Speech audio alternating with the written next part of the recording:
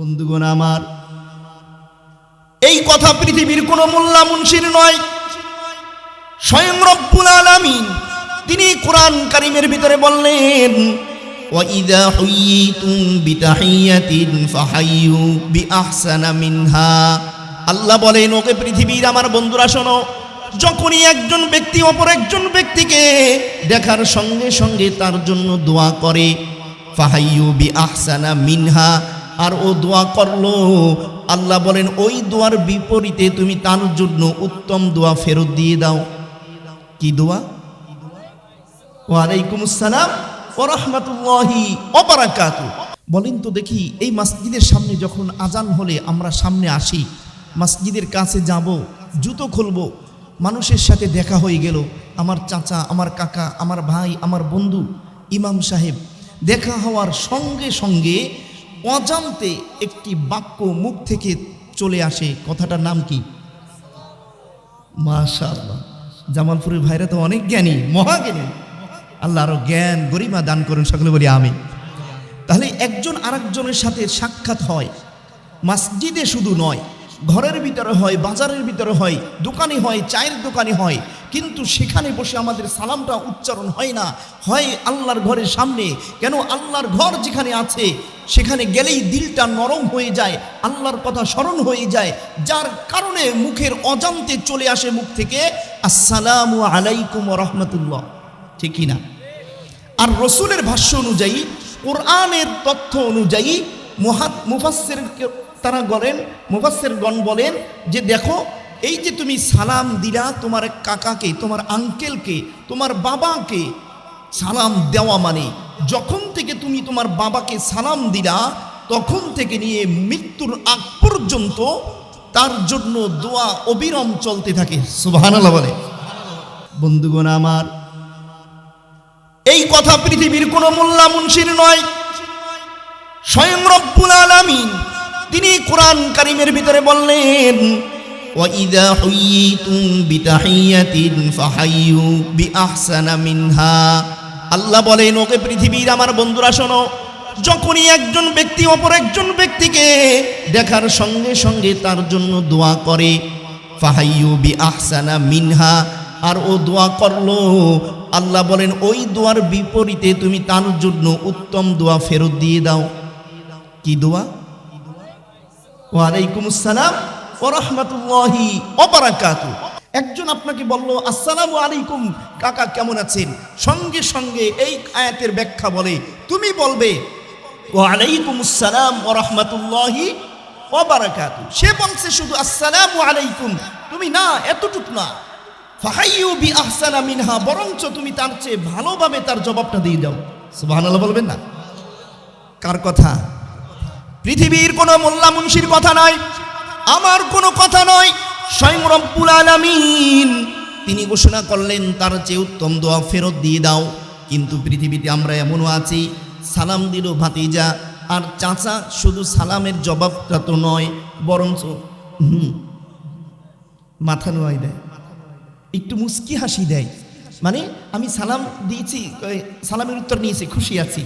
তাহলে খুশি আছি এটা সালামের হক না, বরঞ্চ সালামের হক হলো সালামের জবাব দেওয়া। জোরে বলুন ঠিক কিনা?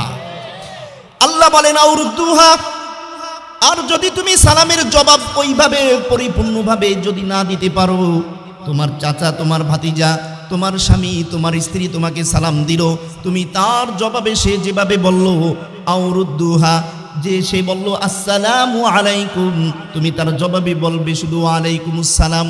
এতটুকু যদি বলি, আল্লাহ বলেন তার উপরও হক আদায় হয়ে গেছে। কিন্তু পৃথিবীর ভাইজানেরা আমার, আমরা এতটুকু বলতে পারি না, শুধুমাত্র হু দিয়ে, শুধুমাত্র মাথার উপরে আমার হাত দুইটা ছোঁয়া তাকে দেখাই আমি সালামের জবাব দিয়ে দিলাম, পশ্চিমকালেও এই সালামের জবাব হবে না। জোরে বলুন ঠিক কি না? তাহলে সালাম হলো, আল্লাহ বলেন সালাম কেমন? সালাম হলো পৃথিবীর ভিতরে যত বড় বড় দোয়া আছে, সবচেয়ে দোয়া হলো সালাম। সবচেয়ে দোয়া কি ভাই? কারণ আমরা জানি সালামের অর্থ হলো কি? আসসালামু আলাইকুম ওয়া রাহমাতুল্লাহি ওয়া বারাকাতুহু। একজন গরিব অসহায় ব্যক্তি আপনাকে সালাম দিল, আর আপনি বললেন ওয়ালাইকুম আসসালাম রহমতুল্লাহি ওয়া বারাকাতু, তোমার উপরেও আল্লাহর শান্তি রহমত বর্ষিত হোক, বরকত বর্ষিত হোক। মানে আপনি বললেন আসসালামু আলাইকুম রহমতুল্লাহ বারাকাতু, ভাই কেমন আছো, এর মানে আল্লাহ তুমি আমার ভাইয়ের উপরে, আল্লাহ তুমি আমার বাবার উপরে, আল্লাহ আমার স্ত্রীর উপরে শান্তি রহমত বরকত দান করো। সুবহানাল্লাহ বলবেন না? আমরা তো মনে করি বাবা মারা গেছে, স্ত্রী চলে গেল, স্বামী চলে গেল, বার্সচনার কেন্দ্রীয় ইমাম সাহেব বসে আছেন এখানে, হুজুরের কাছে একটা চিঠি ধরাই দেব আর 500 টাকার একটা খাম ধরাইয়া, হুজুর জুমার দিনে দোয়া করবেন, আমার মা চলে গেল কবর দেশে। এটা মনে করি সবচেয়ে বড় দোয়া, কিন্তু মুফাসসিরগণ তারা বলেন সবচেয়ে বড় দোয়া হলো এই সালাম। সুবহানাল্লাহ বলবেন না? বন্ধুগণ আমার, শুধুমাত্র এটাই নয়, রব্বুল আলামিনের পয়গম্বর আল্লাহর নবী রহমতে আলম তিনি দেখিয়ে গেলেন সালাম মানে বড় দোয়া, কেমন দোয়া। বন্ধুগণ আমার, ইতিহাস সাক্ষ্য দেয়, ইতিহাসের শ্রেষ্ঠতম কিতাব হলো আল বিদায়া ওয়ান নিহায়া। এই কিতাবের 6 নম্বর খণ্ড 66 নম্বর পৃষ্ঠার ভিতরে এসেছে সালাম মানে কেমন দোয়া। ছোট্ট একটা চমৎকার ঘটনা আপনাদেরকে শোনাই। সালাম মানে কেমন দোয়া, বড় দোয়া, এই ঘটনার ভিতর থেকে আমরা জানতে পারবো আল্লাহর নবী রহমতে আলম কোনো একদিন কোনো এক জরুরি সভার ভিতরে যাচ্ছিলেন। এমন সময় বন্ধুগণ আমার খুব তাড়াহুড়া ছিল। তিনি লক্ষ্য করলেন ছোট্ট একটা মেয়ে বাজারের কর্নারে বসে কান্না করে, ছোট একটা মেয়ে। আল্লাহর নবী তিনি কিন্তু তাড়াহুড়া যাবেন কোথাও, ছোট্ট মেয়েটার এই কান্না দেখে আল্লাহ রসুল থেমে গেলেন। কোথাও তিনি যাবেন না যতক্ষণ পর্যন্ত না এই ছোট্ট মেয়েটার অবস্থা রসুল না জানেন। ওহে বন্ধুগণ আমার, সময় খুবই কম, দ্রুত কথাটাগুলো আপনাকেই বলে যাই। আল্লাহর নবী ছোট্ট মেয়েটার মাথায় হাত বুলিয়ে বলে, মেয়ে কেন তুমি কাঁদো? সুবহানাল্লাহ বলবেন? রসুল দুজাহানের সরদার, নবীদের নবী, রসুলদের রসুল, তিনি তো মেয়ের, এই ছোট্ট মেয়ে কাঁদুক এতে আমার কি আসে যায়? কিন্তু রসুল চাইলেন ছোট্ট মেয়েটার ওই অসহায়ত্ব কিসের জন্য আমি একটু জেনে যাই। মায়ার নবী রহমতে আলম ওই মুহূর্তে চলতেছিলেন, ছোট্ট মেয়েটাকে বলে ও মেয়ে কেন তুমি কাঁদো? বন্ধুগণ আমার, মেয়ে রসুলকে দেখে আরো হাউ হাউ করে কান্না শুরু করে দিয়েছে। বন্ধুগণ আমার, রসুলকে দেখে কেন কান্না করে? বলবেন হুজুর রসুলকে দেখে তো কান্না নয়, কারণ রসুল যেখানে যায় সেখানে তো রহমত নাজিল করেন। কি রসুল যেখানে যায় সেখানে রহমত হয়, সেখানে গজব হয় না, দুঃখ কষ্ট সেখানে থাকে না। আল্লাহর নবী রসুল সেখানে যাওয়ার সাথে সাথে মেয়েতে এখন হাসি দেওয়ার কথা। বন্ধুগণ আমার, ইতিহাসের ভিতরে লেখেন এটা এখন দুঃখের কান্না নয়, বরঞ্চ রসুলকে পেয়ে এখন সুখের কান্না করে। সুখের কান্না আবার কি? সুখের কান্না বলতে আপনারা জানেন, আপনার সন্তানকে কথার কথা 20 লক্ষ টাকা দিয়ে ইটালিতে পাঠাইলেন, কিন্তু দালাল চক্র তাকে ধরে রেখেছিল দীর্ঘ 6 মাস। 1 বছর পরে আপনার ফোনে ফোন আসছে, বাবা আমি আব্দুল করিম, আমি ইটালিতে এসেছি, পৌঁছেছি। বাবা তোমরা চিন্তা করো না। প্রিয় ভাইরা, এটা কি দুঃখের সংবাদ নাকি সুখের সংবাদ? সন্তান এই কথা বলল, সুখের সংবাদ দিল, সঙ্গে সঙ্গে বাবার চক্ষুদয় থেকে পানি ঝরঝর করে বেয়ে চলতে থাকে। এখন এটা সুখের কান্না করে, এটা আর দুঃখের কান্না। মুসলমান বন্ধুগণ আমার, ছোট্ট মেয়েটা চিনতে পারলো আল্লাহর রসুলকে দেখে এখন সুখের কান্না করে। আমার আর দুঃখ নাই, কষ্ট নাই, যেই রসুল আমার কাছে এসেছে এখন আমার দুঃখ শেষ হয়ে গেছে। আল্লাহর নবী তিনি ছোট্ট মেয়েটাকে বলে, মেয়ে কেন তুমি কাঁদো? মেয়েটা বলে, ইয়া রাসূলুল্লাহ, ইয়া হাবিবাল্লাহ, আমার মুনিব আমাকে 2টা দিরহাম দিয়ে এই বাজারে পাঠিয়েছেন ময়দা খরিদ করার জন্য। রসুল আমি বাজারে আসলাম, পকেটে এসে এখন দেখি সেই 2 দিরহাম নাই, কোথাও যেন হারিয়ে গেছে। রসুল গো, এই মুহূর্তে যদি আমি আমার মনিবের দুয়ারে খালি হাতে ফিরে যাই, আমার মনিব আমাকে প্রহার করবেই করবে। ইয়া রাসূলুল্লাহ, ইয়া হাবিবাল্লাহ, এই দুঃখে এই কষ্টে আমি এখানে বসে দীর্ঘ সময় ধরে কাঁদি। বন্ধুগণ আমার, রসুল তিনি পকেটে হাত দিয়ে তিনি দিরহাম বের করলেন। ছোট্ট মেয়েটার কয় দিরহাম হারিয়েছে? ছোট্ট মেয়েটার 2 দিরহাম হারায়। আল্লাহ নবী 2 দিরহাম বের করে ছোট্ট মেয়েটাকে দিয়ে বলে, মেয়ে যাও 2 দিরহাম দিয়ে ময়দা খরিদ করে এবার তোমার বাড়িতে চলে যাও। আল্লাহ নবী এবার চলতেছিলেন, দ্রুত কোনো কাজে যাবেন। ছোট্ট মেয়েটা আল্লাহর রাসূলের দিকে তাকায় আবার কাঁদে। বিশ্ব নবীজি ছোট্ট মেয়েটার দিকে আবারও ব্যাক করে তাকান, মেয়ে কেন কাঁদো? 2 দিরহাম না তোমাকে দিয়েছি, যাও। মেয়েটা কাঁদে। আল্লাহর নবী বলে, মেয়ে কেঁদো না, 2 দিরহাম দিয়ে ময়দা খরিদ করো। ছোট্ট মেয়েটা মায়ের নজর নবীর দিকে তাকাই, ইয়া রাসূলুল্লাহ 2 দিরহাম তো পেয়েছি, তবে দীর্ঘ সময় যেখানে আমি অতিক্রম করলাম, টাকা খোঁজাখুঁজি করলাম, দিরহাম তো হারিয়ে গেছে, অনেক খুঁজেছি পাই নাই। এই যে সময় অতিবাহিত হয়েছে, এর কারণেও আমাকে আমার মনিব ছাড়বে না, প্রহার করবি। আল্লাহ নবীর অন্তরে আরো মায়া লেগে গেল। সুবহানাল্লাহ বলবেন না? সেই নবীর উম্মত আমরা, মায়ার নবী, উম্মতের কান্ডারি, রহমতে আলম ছোট্ট মেয়েটার হাত ধরলেন, বলে, মেয়ে চলো, আমি তোমার মনিবের প্রহার থেকে তোমাকে আমি বাঁচাবো। কারণ বিশ্বনবী যেখানে যাবে সেখানে গজব থাকতে পারে না, আযাব থাকতে পারে না, রহমত নাজিল করবেন কে? ছোট্ট মেয়েটার হাত ধরে চলতেছিল। ওহে জামালপুরের বন্ধুগণ আমার, আপনাদেরকে না বললেই নয়, আপনারা আমার চেয়ে হয়তো ভালো জানবেন, বুঝে থাকবেন। সে তো 1500 বছর আগের কথা।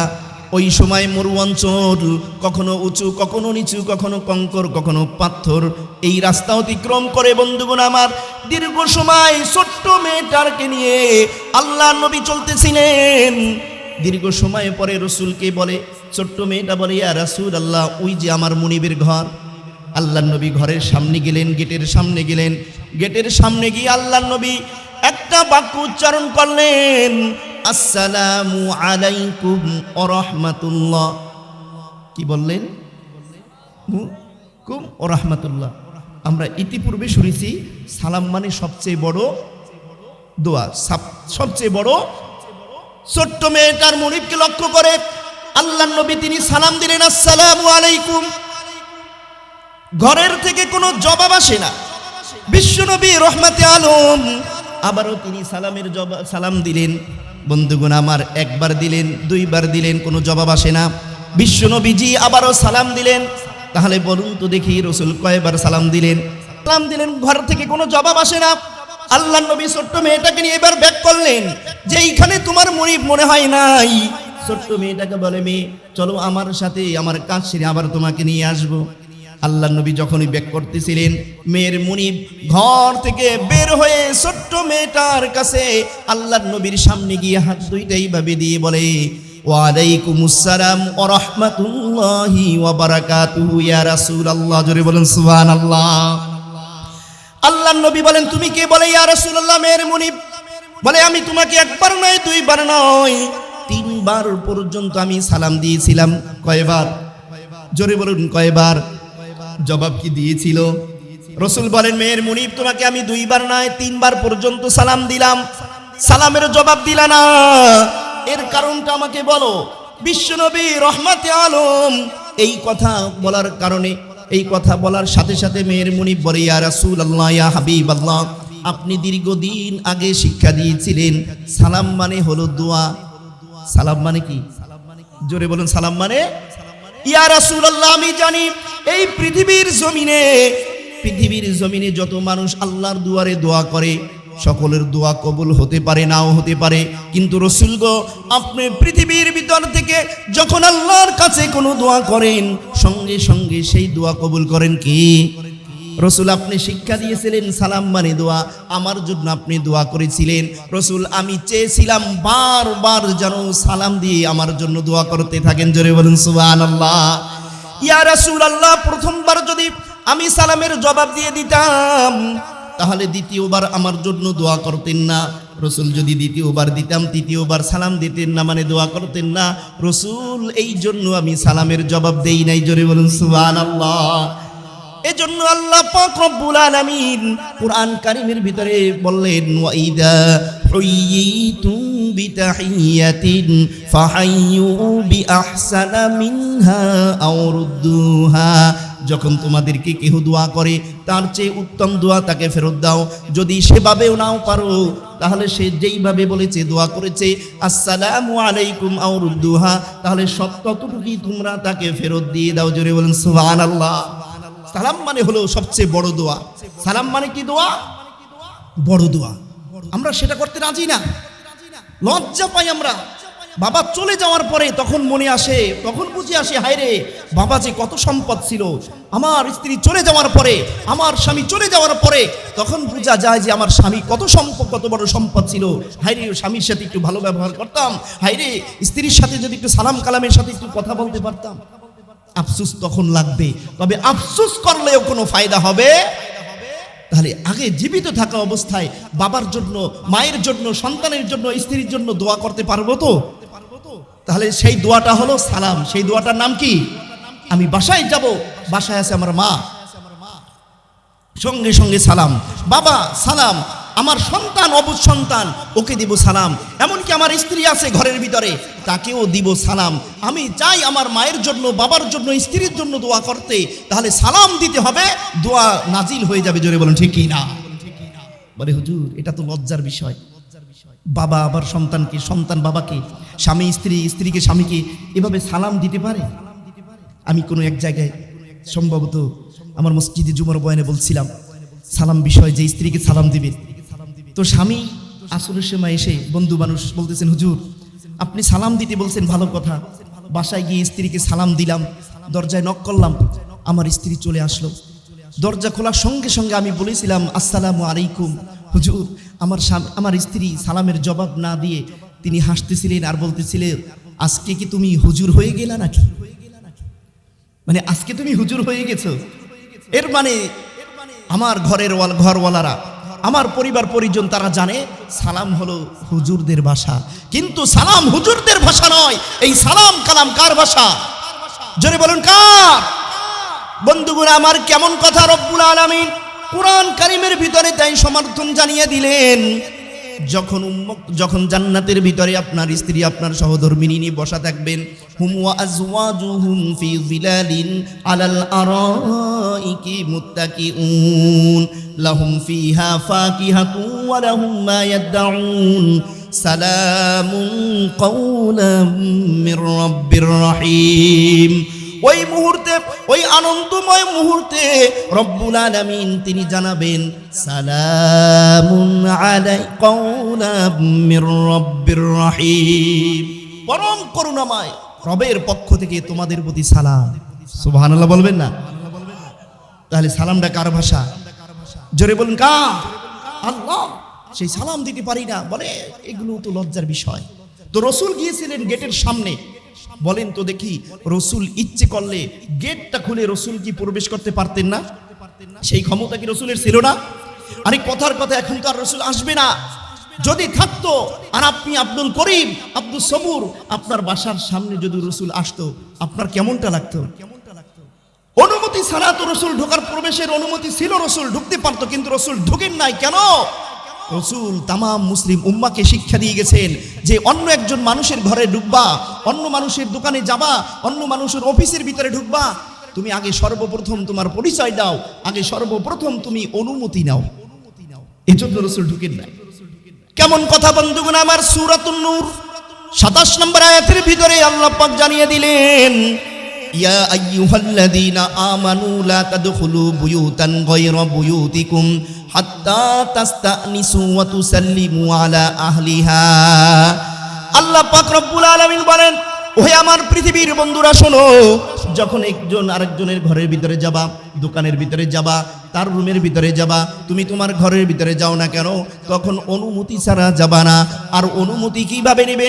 আল্লাহ শেষ লগ্নে বললেন ওয়া তুসাল্লিমু আলা আহলিহা, ওই ঘরওয়ালাদেরকে সালাম দিবে, এরপরে অনুমতি নিবে। জোরে বলুন সুবহানাল্লাহ।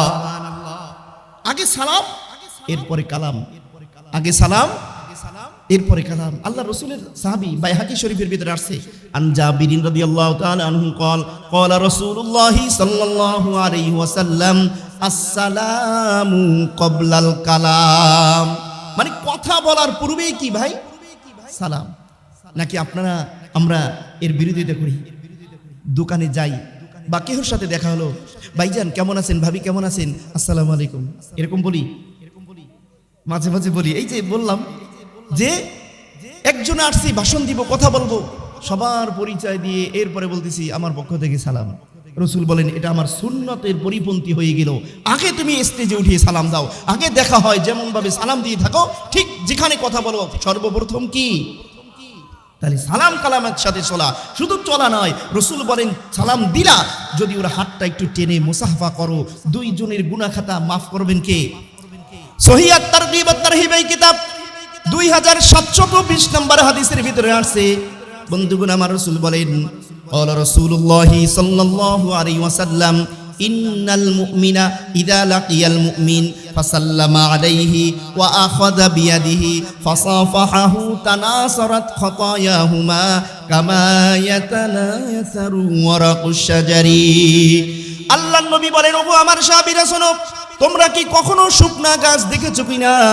যেই শুকনা গাছের পাতাগুলো থাকে শুকনা। ইয়া রাসূলুল্লাহ, অবশ্যই দেখেছি।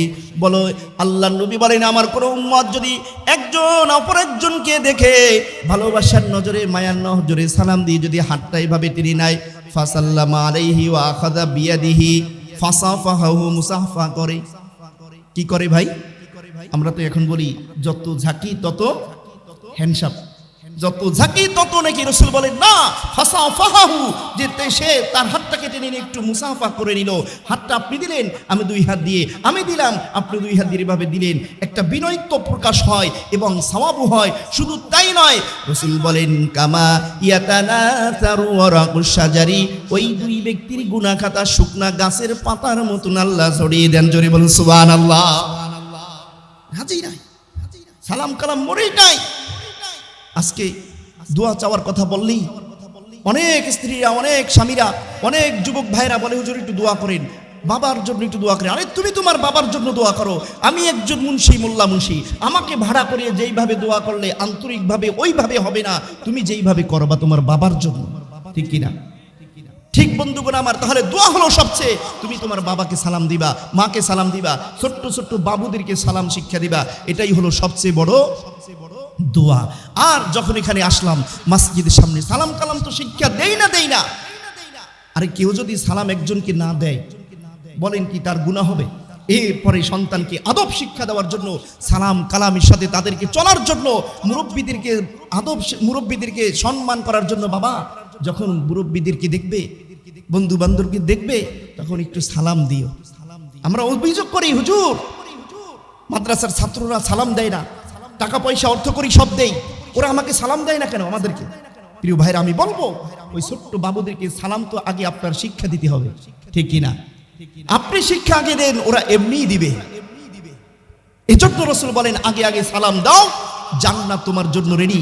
আগে আগে সালাম দাও, অহংকার দূর হয়ে যাবে দিল থেকে। সুবহানাল্লাহ বলেন। বন্ধুগণ আমার, খুতবার সেই হাদিস আনজাবির হযরত আব্দুল্লাহ ইবনে রাদিয়াল্লাহু তাআলা আনহু ক্বালা রাসূলুল্লাহ সাল্লাল্লাহু আলাইহি ওয়াসাল্লাম আল বাদিউ বিসালাম বারিউম মিনাল কিবর। আল্লাহর রাসূল বলেন কেহ যদি আগে আগে সালাম দেয়, আপনি রাস্তাঘাটে হাঁটতেছেন, কাউকে আপনি দেখলেন, আগে আগে সালাম দিলেন, রাসূল বলেন ওর অন্তর থেকে আল্লাহ অহংকার দূর করে দিবেন। শুধুমাত্র অন্তর থেকে অহংকার দূর করবেন এমনটা নয়, রাসূল বলেন যে আগে আগে সালাম দেয়, রব্বুল আলামিন ওই ব্যক্তির জন্য জান্নাত রেডি করে রাখবেন। সুবহানাল্লাহ বলেন। বন্ধুগণ আমার, হাদিসগুলো যখন রাসূল সাহাবীদেরকে বলতেছিলেন, আল্লাহর নবীর সাহাবীরা তখন প্রতিযোগিতা শুরু করে দিল, কে কাকে আগে সালাম দিতে পারে। প্রতিযোগিতা করলো, কম্পিটিশন করলো, কে আগে সালাম দিবে। আগে আমার ভাই সে, তাকে আমি আগে সালাম দিব। আর এক সাহাবী চিন্তা করলো, ওনার বাড়ি আমার কাছে, আমি আগে ওনাকে সালাম দিব। বন্ধুগণ আমার, হযরত আলী রাদিয়াল্লাহু তাআলা আনহু এবং হযরত আবু বকর, এই দুই সাহাবীর ভিতরে কম্পিটিশন শুরু হয়ে গেল, আমি আমার ভাই আলীকে আগে সালাম দিব। আর আলীও চিন্তা করলো, আমার ভাই আবু বকরকে আমি আগে সালাম দিব, কারণ আগে সালাম দিলে অন্তর থেকে অহংকার দূর হয়ে যায়, জান্নাতের বাড়ির মালিক হওয়া যায়, মুনাফিকি হালত থেকে আল্লাহ মুক্তি করে দেন। আলী রাদিয়াল্লাহু তাআলা আনহু দীর্ঘদিন পর্যন্ত তার ভাই আবু বকরকে বারবার আগে আগে সালাম দেয়, কিন্তু আবু বকর একদিনও আগে আগে সালাম দিতে পারে না। বন্ধুগণ আমার, গালিবান এই হাদিসের ভিতরে আসছে, এই হাদিসের ঘটনার ভিতরে আসছে, দীর্ঘদিন পর্যন্ত আবু বকরও চেষ্টা করে ভাই আলীকে সালাম দেওয়ার জন্য আগে আগে, কিন্তু আগে আগে সালাম দিতে পারে না। একদিন চিন্তা করলো, হায়রে এইভাবে আগে আগে সালাম দেওয়া যাবে না, আমার অন্য কোনো কলা কৌশল করতে হবে। আবু বকর তিনি কলা কৌশল করে নিলেন। আমার নবীর যখন সবক শুরু হয়ে যাবে, ক্লাস শুরু হয়ে যাবে সকালবেলা, আমার ভাই আলী যখন ঘর থেকে বের হবে, আমি ওই মুহূর্তে তার ঘরের সামনে গিয়ে লুকিয়ে থাকবো। আলী যখন বের হবে, আমার ভাই আলীকে আগে আগে আমি সালাম দিয়ে দেব। জোরে বলুন সুবহানাল্লাহ। তাদের চিন্তা কি, কাজ কি? রাসূল বলেছেন সঙ্গে সঙ্গে তাদের প্রতিযোগিতা শুরু। কিন্তু আমরা প্রতিযোগিতা করি কোন লাইনে? উনি একই সাথে আমরা পড়াশোনা করেছি, উনি একটা বাড়ি করেছে, আমি করব দুইটা। ওর সন্তান, আমার সন্তান অমুক কলেজে পড়েছে, সে বিদেশের বাড়িতে অনেক কিছু করেছে, আমারও করতে হবে। আরে ওর ঘরে এত ফার্নিচার, আমার ঘরে নাই। স্ত্রী ডেকে বলে, তোমার বন্ধু দেখো ওর ঘরে কত ফার্নিচার করছে, এখন স্বামী কিছু করতে পারে না, বিদায় সুদে টাকায় রে হারাম কাজে লিপ্ত হয়ে এখন ফার্নিচারগুলো করছে। আছে না নাই? আপনাদের এলাকায় নাই? তো বলছিলাম আমাদের প্রতিযোগিতা হলো এরকম, দুনিয়ার লাইনে কে বড় হতে পারে, কিন্তু রাসূলের সাহাবীদের প্রতিযোগিতা হলো আখিরাতের লাইনে কে বড় হতে পারে। জোরে বলেন ঠিক কিনা? আল্লাহর নবীর সাহাবী আবু বকর দাঁড়িয়ে আছে, বসে আছে, আলীকে আগে আগে সালাম দেওয়ার জন্য। আলী যখন দেখলেন এখন তো রাসূলের দরবার শুরু হয়ে যাবে, আলী ঘর থেকে বের হলেন। বের হওয়ার সঙ্গে সঙ্গে আবু বকর বলে, আসসালামু আলাইকুম ওয়া রাহমাতুল্লাহ। সুবহানাল্লাহ বলে। তাহলে আজকে আগে সালাম দিয়েছে কে? আবু বকর। কে দিয়েছে? এতদিন দিয়েছিল কে? আলী। এখন এই আলী সালাম পেয়ে শুধুমাত্র সালামের জবাব দিয়েছে, অন্য কোনো কথা বলে। দীর্ঘ সময় ধরে বন্ধুগণ আমার রাসূলের দরবার চলে। তাদের বাসা থেকে রাসূলের দরবারে যেতে হলে অনেক সময় লাগে। এই সময়টার ভিতরে এতদিন পর্যন্ত তাদের ভিতরে ইসলাম নিয়ে কথাবার্তা চলেছিল, কিন্তু আজকে কোনো কথা বলে না। আবু বকর রাসূলের দরবারে যায়, আলীও রাসূলের দরবারে গিয়ে বসে। রাসূল তিনি আলোচনার শেষে বলেন, ওগো আমার সাহাবীরা, তোমাদের কোনো কথা আছে কি বলো? আবু বকর দাঁড়িয়ে গেলেন, ইয়া রাসূলুল্লাহ, আমার একটা প্রশ্ন আছে। দীর্ঘদিন পর্যন্ত আমার ভাই আলী আমাকে আগে আগে সালাম দেয়, জবাব আমি দিয়ে দেই। আজকে আমি আমার ভাইকে আগে সালাম দিলাম, জবাব সে দিল, কিন্তু আপনার এই দরবার পর্যন্ত আসতে যত সময় লাগে, আমরা ইসলাম নিয়ে অনেক কথাবার্তা বলতাম, কিন্তু আজকে আমার ভাই আবু আলীকে আগে সালাম দিয়েছি, এরপর থেকে নিয়ে সে আমার সাথে আর কথা বলে না, এর কারণটা আমি জানতে চাই। আল্লাহর নবী ডাক দিলেন, আলী, লাব্বাইকা ইয়া রাসূলুল্লাহ, কি হলো তোমাদের ভিতরে একটু খুলে বলো তো। আল্লাহর নবীর সাহাবী আলী রাদিয়াল্লাহু তাআলা আনহু তিনি বলেন, ইয়া রাসূলুল্লাহ, দীর্ঘদিন পর্যন্ত আমার ভাইকে আগে আগে সালাম দেই, এই কারণেই দেই, আপনি বলেছেন আল বাদিউ বিসালাম বারিউ মিনাল কিবর, আগে সালাম দিলে অন্তর থেকে অহংকার দূর হয়ে যায়, জান্নাতের বালির মালিক হওয়া যায়। রাসূল, আমি আজকে রজনীতে আমি আমার ভাইকে আগে সালাম দিয়ে বাসায় যখন আমি শুয়েছিলাম, ইয়া রাসূলুল্লাহ, ঘুমের ঘরে স্বপ্নে দেখি আমি জান্নাতের ভিতরে প্রবেশ করেছি। রাসূল গো, জান্নাতের ভিতরে ঘুরে ঘুরে আমি দেখতেছিলাম আমার নামে এক একটা বাড়ি করে রাখা আছে, এরকম হাজারো বাড়ি আমার নামে তৈরি আছে। রাসূল গো, আমি জিজ্ঞেস করলাম রক্ষীকে যে এই বাড়িগুলো কার? বলে এটা হলো আলীর বাড়ি। বলে এগুলো কার? বলে আলীর। বলে এতগুলো বাড়ি আলীর নামে কেন? বলে পৃথিবীতে আলী আগে আগে সালাম দিয়েছে, এজন্য আল্লাহ তার নামে জান্নাতে বাড়ি করে রেখেছেন। সুবহানাল্লাহ। ইয়া রাসূলুল্লাহ, হাবিবাল্লাহ, আমার ভাই আবু বকর যেই নবীর হাতে হাত রেখে ইসলাম ধর্ম গ্রহণ করেছেন, আমিও তো সেই নবীর হাতে হাত রেখে ইসলাম এনেছি। রাসূল গো, আমার মনে আশা আমি যেন জান্নাতের মালিক হই। ইয়া রাসূলুল্লাহ, আমার ভাই আবু বকরের মনে তো একই আশা গো রাসূল। আমি আজকে আমার ভাই আবু বকরকে আগে ইচ্ছে করে সালাম দিতে পারতাম, কিন্তু ইচ্ছে করে আমি দেই নাই গো রাসূল, যাতে সে আগে সালাম দিয়ে সেও যেন জান্নাতের মালিক হয়ে যায়। জোরে বলেন সুবহানাল্লাহ। তাহলে আগে আগে সালাম দিলে জান্নাত রেডি করে রাখবেন কে? আলী, আবু বকর, তাদের জন্য যেহেতু আল্লাহ রেখেছেন, আমাদের জন্য কি পারবে না? এই জন্য প্রিয় ভাইরা, বিনয়ের সাথে বলছি, অহংকার করে আর কি লাভ হবে? সবাইকে সালাম দিব, ছোট বড়, গরিব দুঃখী, অসহায় সহায়, সবাইকে ভেদাভেদ ভুলে সালাম দিয়ে যাব, মহব্বত তৈরি হয়ে যাবে। আজকে সমাজের ভিতরে অনেক ভাইরা আছি যে ভাই ভাই একই বাড়িতে থাকি, দীর্ঘদিন পর্যন্ত কোনো কথা নাই, কিন্তু অহংকার বশত হোক, কোনো কারণে হোক, যদি একটু আপনি তাদেরকে সালাম দিতে পারেন, একদিন নয়, 2 দিন নয়, 3 দিন, তার মেধায় একটা কথার আওয়াজ আসবে, হায় রে আমার ভাইটা আমাকে সালাম দিচ্ছে, আমি সালামের জবাব দিচ্ছি না, এটা হতে পারে না। দেখবেন এমনি তার মনটা গলে যাবে, জোরে বলুন ঠিক কি না? এজন্য প্রিয় ভাইরা, আমাদেরকে আল্লাহ পাক যেন সালাম কালামের সাথে চলাফেরার তৌফিক দান করুন, সকলে বলি আমিন। ওয়া আখির দাওয়ানা আনিল হামদুলিল্লাহি রাব্বিল আলামিন। আলহামদুলিল্লাহি রাব্বিল আলামিন। والصلاة والسلام على سيد الأنبياء والمرسلين وعلى آله وأصحابه أجمعين رب العالمين পরওয়ারদিগার মাওলা, তোমার এই বান্দাগুলো আল্লাহ 2 দিন পর্যন্ত আল্লাহ আসর থেকে নিয়ে পর্যন্ত আল্লাহ রাত 1টা বেজে গেল মাবুদ, তোমার এই বান্দাগুলো একজন উঠে যায় নাই গো মাওলা। আল্লাহ আমার পর্দার আড়ালে অনেক মা বোনেরাও বসে আছে গো মাওলা রব্বুল আলামিন। আল্লাহ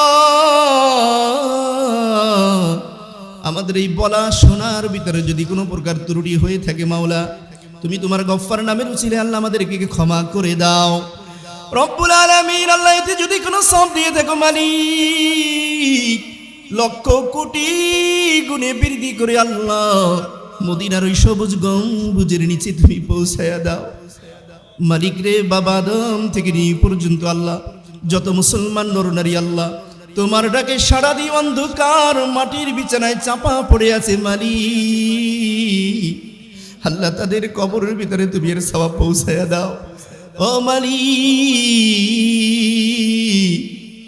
তোমার এই বান্দা বান্দির ভিতরে আল্লাহ অনেকে হাত উঠাইছে যার মা দুনিয়ায় বেঁচে নাই গো মালিক, মাবুদ রে যার বাবা দুনিয়ায় নাই আল্লাহ এই আখিরি টাইমে তোমার দুয়ারে হাত বাড়িয়েছে গো মালিক। ও মালিক বারবার মনে পড়ে যায় মায়ের কথাগুলো গো মাওলা, বারবার মনে পড়ে যায় ওই দুঃখী বাবার স্মৃতিগুলো গো মাওলা, যেই মা 10টা দিন পর্যন্ত আল্লাহ গর্ভে ধারণ করেছিল মালিক। আল্লাহ সেই মাকে আল্লাহ কতই না কষ্ট দিয়েছি গো মালিক, মা দুঃখিনী হাজারো কষ্ট পেয়ে আল্লাহ আমাকে ঠেলে দেয় না, ফেলে দেয় না মালিক রে। তোমার দুয়ারে এই গভীর রজনীতে আল্লাহ এই দেখো তোমার কতগুলো বান্দা বান্দিদেরকে নিয়ে হাত উঠাইছি মালিক। ও মালিক মনে পড়ে গেল মায়ের ওই কথাগুলো মালিক, মা দুঃখিনী প্লেটে খানা নিয়ে বসেছিল, খানা খাবে গো, ওই মুহূর্তে আমি সন্তান মায়ের কোলের ভিতরে পেশাব পায়খানা করে দিয়েছি মালিক রে। আশেপাশের মানুষগুলো নাক চেপে চেপে যার যার বাড়ি চলে গিয়েছিল, কিন্তু মা দুঃখিনী আমাকে ফেলে যায় নাই রে মালিক। আল্লাহ পরিষ্কার করে আমাকে আবার সোনা মণি ডেকে ডেকে চুমু খেয়েছিল মালিকের পরে মাকে অনেক কষ্ট দিয়েছি মালিক, আমাদের মাকে তুমি মাফ করে দাও আল্লাহ। যাদের মা কবরতে সে ঘুমিয়ে আছে মালিক, এখন মাহফিল শেষ হয়ে যাবে আল্লাহ, যার যার ঘরের সামনে গিয়ে আল্লাহ ডাক দিব মাবুদ গো, যার মা ঘরে জীবিত আল্লাহ সে দৌড়ে সে দরজাটা খুলে দিয়ে আয় বাছায় আমার সোনায় গো বলবে আল্লাহ। কিন্তু বাসায় গিয়ে দেখি আমার স্ত্রী ঘুমিয়ে আছে, আমার সন্তান ঘুমিয়ে আছে। মা গো তুমি কেন ঘুমাইলা না মা বলে রে বেচারে তুই মাহফিলে গেছিস, তোকে রেখে আমার ঘুম আসে না, তোর জন্য আমি বারবার আল্লাহর কাছে দোয়া করতেছিলাম। আল্লাহ সেই মা দুঃখিনী যার বেঁচে নাই সে বুঝে মা না থাকার ব্যথা গো মালিক। আল্লাহ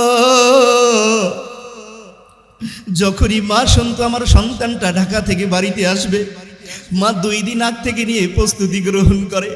পাশের বাড়ি থেকে ডিম নিয়ে আসে, একটা ডিম আমাকে কর্জ দাও, আমার সন্তানটাকে খাওয়াবো। রব্বুল আলামিন পাশের বাড়ি থেকে একটা নারিকেল নিয়ে আসে, পাকা পেঁপে নিয়ে আসে, কলা নিয়ে আসে, কিন্তু মা খায় না। আমার সন্তানটা ঢাকা থেকে আসবে, নতুন নতুন খাবার দিব। ও মালিক, সেই মায়ের জন্য দেখো তোমার এই বান্দাগুলো কিভাবে কাঁদে মালিক। আল্লাহ, সেই মা দুঃখী আজকে অনেকের কবর দেশে গো মাওলা। আল্লাহ, এই মাকে তুমি মাফ করে দাও। আল্লাহ, তাদেরকে তুমি জান্নাতি মেহমান হিসেবে কবুল ও মঞ্জুর করে নাও। রব্বুল আলামিন, বারবার বাবার স্মৃতিগুলো ভোলা যায় না গো মাওলা। আল্লাহ, যখন বাড়ি থেকে রওনা হয়ে যাই ঢাকার দিকে গো, বাবা লাঠিটা ভর দিয়ে আল্লাহ অসহায়ের নজরে তাকিয়ে আছে। বাসের গ্লাস থেকে তাকিয়ে আছি, দেখি যতক্ষণ পর্যন্ত বাস না ঘুরে বাবা এতিমের মতন তাকায় আছে বাসের দিকে। মালিক রে, ঈদের দিনে আল্লাহ সন্তানকে নতুন পোশাক পরাইয়া ঈদের ময়দানে নিয়ে গেছে। আল্লাহ, ছোট্ট বাবু ছিলাম, বুঝি নাই গো মাওলা।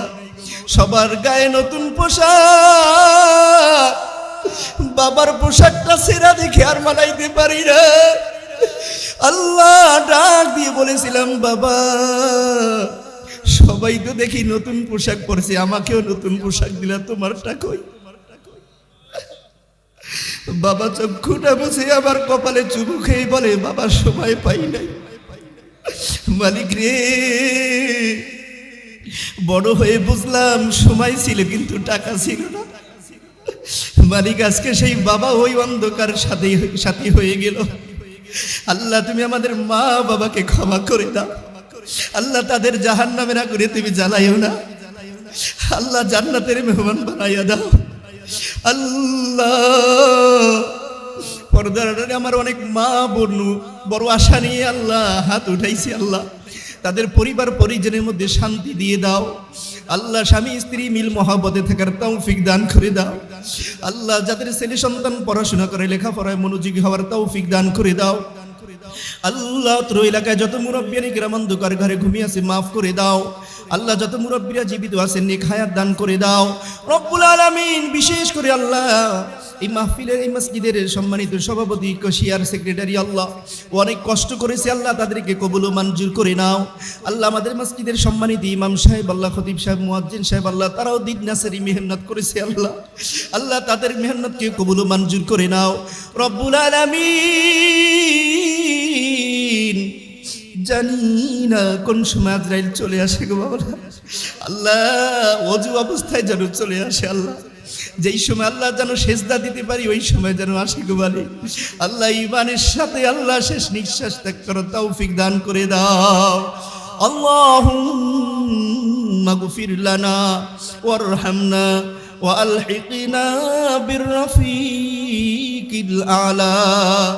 আল্লাহুম্মা রাব্বিরহামহুমা কামা রাব্বায়ানি সগীরা। আল্লাহুম্মা রাব্বিরহামহুমা কামা রাব্বায়ানি সগীরা। সুবহান রাব্বিকা রাব্বিল ইজ্জাতি আম্মা ইয়াসিফুন ওয়া সালামুন আলাল মুরসালিন ওয়ালহামদুলিল্লাহি রাব্বিল আলামিন।